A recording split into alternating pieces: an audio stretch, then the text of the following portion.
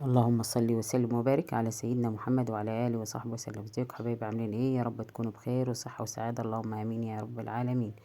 كل سنه وانتم طيبين، صحه وسعاده، اللهم امين يا رب العالمين. ربنا يعيد علينا وعليكم باليمن والخير والبركات. عيد سعيد عليكم وعلى الامه الاسلاميه والامه العربيه جميعا. اللهم صل وسلم وبارك على سيدنا محمد. بسم الله بسم الله. نبدأ فيديو النهاردة. قبل ما نبدأ الفيديو حطوا اللايك واشتركوا في القناة وفعلوا زر الجرس عشان يوصلكوا كل جديد ان شاء الله. زي ما انتم شايفين معانا لحمة، هنعمل احلى فتة النهاردة، فتة العيد طبعا لازم نعملها. وان شاء الله اليومين اللي جايين دول هنزلكوا فيديوهات كتيرة، فادعمونا كده باللايك واشتراك في القناة عشان كله يوصلوا كل جديد ان شاء الله مني. طبعا هنعلق اللحمة زي ما انتوا هتشوفوا معايا. هنعمل احلى فتة، فتة العيد. كل سنة وانتم طيبين وبالعيد متهنيين ان شاء الله. طبعا زي ما انتم شايفين هنعلق اللحمة الاول وتاخد السلقة تستوي. طبعا لازم تستوي اللحمة. وهنعمل احلى دقة واحلى رز واحلى فتة صعيدية حلوة كده زي ما هتشوفوا معايا. طبعا فتة الصعيد دي بتبقى مختلفة خالص عن اي فتة تاني. زي ما انتم شايفين هنحط السمنة، وطبعا دي السمنة اللي هنعمل بيها زي ما انتوا هتشوفوا. دي التومة، طبعا الدقة اللي هنعملها احلى احلى فتة حلوة. طبعا انا ليا فترة كبيرة ما نزلتش فيديوهات، معلش لاني كنت مضغوطة وكان في شوية ظروف معانا فما قدرتش انزل انا الفيديوهات دي. طبعا كنت مصوراها بس ما قدرتش اسجلها ما منتجتهاش يعني، ومقدرتش منتجها وانزلها لان انا ما كنتش فاضية خالص فغصب عني. طبعا يعني انا الفيديوهات دي كنت مصوراها بس ما قدرتش امنتج ولا انزل، معلش. وكل سنة وانتم طيبين وبالعيد متهنيين وفتة اللحمة واكلين، وما تنسوناش باللايك. طبعا زي ما انتم شايفين بنعمل التومة، احلى تومة زي ما انتم شايفين. طبعا انا بصور بايد وايد التانية ماسكة بها بشغلة بيها زي ما انتم شايفين. طبعا دي اللحمة خلاص استوت بس لازم تتحمر، يعني اللحمة لازم تبقى محمرة. تبقى ازاي فتة من غير لحمة محمرة؟ في ناس بتحبها سليجة وفي يعني كده طالعة من الشوربة، وفي ناس بتاكلها محمرة. فاحنا هنعملها محمرة عشان تبقى حلوة كده خالص. وهنعمل وهوريكم احلى طبق فتة حلو. طبعا احنا هنعمل بالطلب، ما هنعملش يعني على طول كده. فزي ما انتم شايفين دي التومة اللي احنا بنعملها، يعني نقول الدقة بتاعت الفتة اللي احنا هنعملها. طبعا هنحط لها زي ما انتوا هتشوفوا خل وكده وهنظبطها خالص. طبعا انا عملتها السنة اللي فاتت معاكم وكل سنة طبعا ان شاء الله ربنا يخلينا كده ويدينا الصحة والعافية كل سنة بإذن الله. وربنا يديكم الصحة والعافية كده وتشوفوا كل سنة ان شاء الله هنعمل الفتة دي. هي طبعا فتة اللحمة دي ضرورية في العيد. فزي ما انتم شايفين، بس بالله عليكم ما تنسوناش باللايك. اللايك ده بيرفع الفيديو خالص، لان انا شايفة ان الفيديوهات بتاعتي نزلت خالص اليومين دول، فانا يعني زعلانة خالص عليها. انا نفسي القناة بتاعتي تكبر كده عشان ان شاء الله السنة الجاية يمكن ربنا يكرمنا كده ونروح حجة بإذن الله.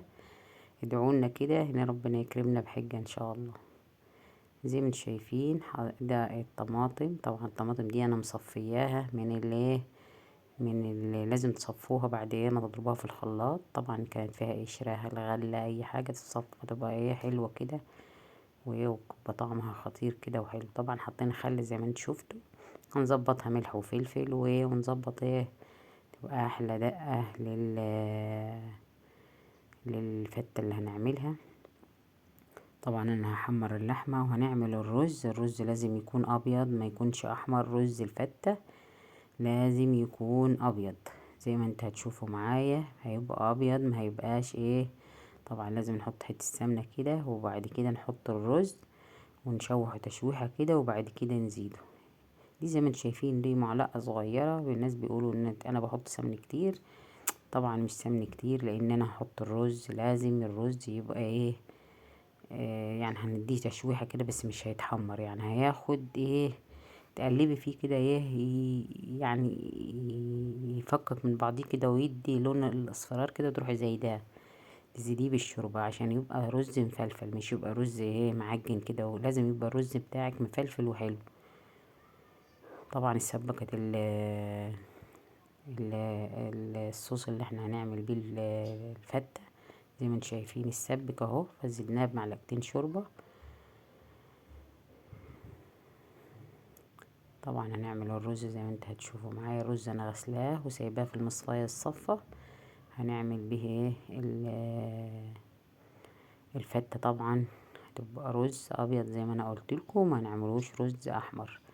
يعني الرز اللي هو المفلفل اللي هو بنعمله بيبقى رز ايه عادي، لكن ده هنعمله رز كده ايه، هنقلبه كام تقليبه كده، وبعد كده نزيده بالشوربه، هيبقى رز ابيض. طبعا ايه زي ما انتم شايفين احنا بنغسل الحاجه اول باول كده، المواعين بتاعتنا اول باول، ما نركنهاش وايه، ودي بتبقى موسخه وكده، فانا بغسل مواعيني وانا واقفه على الحوض اول باول زي ما انتم شايفين.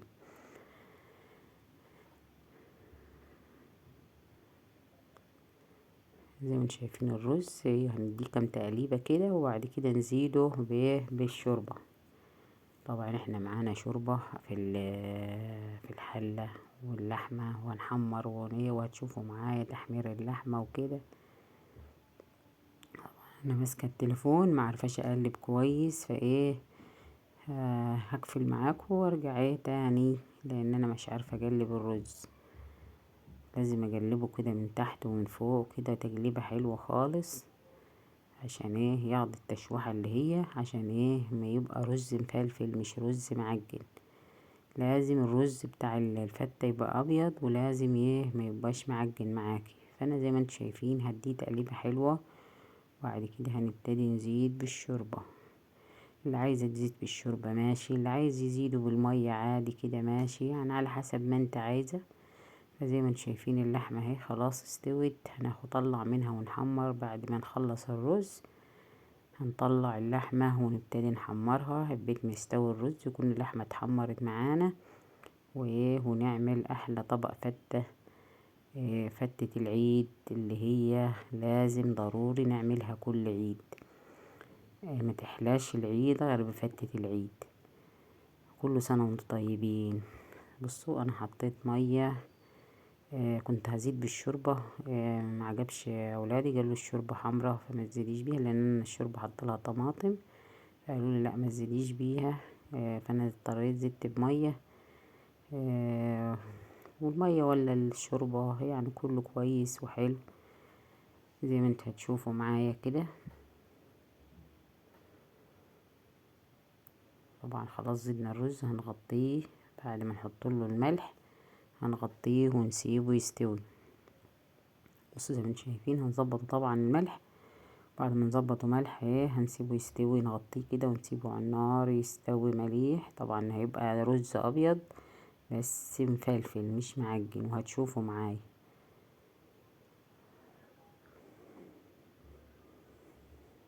طبعا هنقطع العيش زي ما انتوا شايفين كده ونحطه لازم في الجلاية عشان ينشف كده يعني يتحمص. بصوا الرز زي ما تكون يعني فلفل واحدة واحدة. بصوا فلفل واحدة واحدة، مش معجن، بس هو عشان سخن ما فلتش من بعضيه اهو. بصوا حباية حباية. طبعا هنعمل احلى الفتة دلوقتي وهتشوفوا معايا. طبعا انا حاطه زي ما انتوا شفتوا معايا العيش، اللحمه اهي هنحمر منها ويعني هنحمر منها يا لحمه، ولحمه هتبقى بيضه في الحله زي ما هي.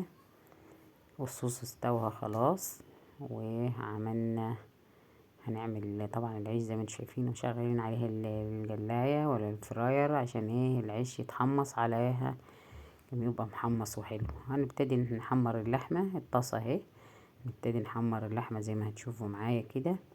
طبعا احنا مش هنحمر اللحمة كلها، هنحمر بالطلب زي ما كان اللي عايز ياكل هنحمر له بالطلب كده. بصوا لحمة محمرة وحلوة كيف ما تحمريها وتحطي لها ملح كده وتظبطيها ملح وفلفل وتحمريها تبقى طعمها خطير. تتحط على طبق الفتة اللي احنا هنعمله. بص العيش محمص، لازم تحمصي العيش ما تعمليش طري. هنحط عليه ايه الرز زي ما انت هتشوفوا معايا.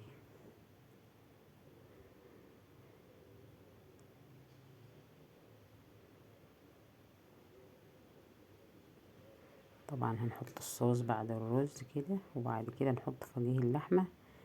هيبقى احلى طبق احلى طبق فتة عملناه، حلو خالص ولذيذ زي ما انت هتشوفوا معايا كده. ادعمونا بلايك، اللي وصل لحد هنا يدعمنا باللايك عشان الفيديو يترفع وكل الناس تشوفه. ان شاء الله كده هنزلكم فيديوهات كتير، بس اهم حاجة انكم انتوا تدعمونا باللايك كده عشان الفيديو يترفع كل الناس تشوف. طبعا هنحط شوية شوية شوربة كده عشان العيش اللي من تحت ده ياخد عشان هو محمص طبعا لازم يبش معانا عشان هتبقى فتة ازاي. انا محبتش احط اللي هو المية من الشوربة الاول عشان كده، فحطينا الشوربة على الوش كده على الرز. برضه طبعا الشوربة حمرا وهتدي طعم تاني للرز والعيش اللي انتوا شايفينه المحمص ده. وبعد كده نحط الصوص زي ما انتوا شايفين اهو. بصوا نحط الصوص على الوش كده من فوق زي ما انتوا شايفين، وبعد كده نحط اللحمة.